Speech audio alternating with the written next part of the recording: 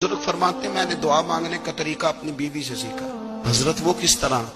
فرمانے لگے میری بیوی نے نا مجھے کوئی کام بتایا، کچھ پیسوں کی ضرورت کے لیے کہا، تو میں نے اسے کہا کہ بھئی ابھی میرے پاس نہیں ہے، کچھ دنوں میں آتے ہیں تو میں دے دوں گا۔ عورتوں کی عادت ہوتی ہے وہ بار بار یاد کراتی ہیں، 2-4 دنوں کے بعد پھر اس نے کہا حضرت وہ میں نے کہا تھا کچھ پیسے، میں نے اسے کہا کہ ابھی میرے پاس نہیں ہے، کچھ دنوں میں ملتے ہیں تو میں تمہیں دے دوں گا۔ اس نے کچھ دنوں کے بعد پھر کہا حضور وہ میں نے کچھ پیسے کہے تھے۔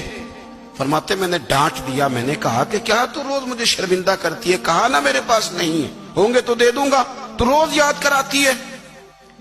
فرماتے ہیں اس نے پہلے تو میری ڈانٹ کو سہا، پھر میرے سخت جملوں نے اس کی آنکھوں میں آنسو پیدا کر دیے، پھر اس نے اپنے آنچل میں اپنے اس دکھ کو سمیٹا، اور پھر اس نے ایک جملہ کہا تو میں رو پڑا، اور مجھے اپنے رب سے مانگنے کا طریقہ آ گیا۔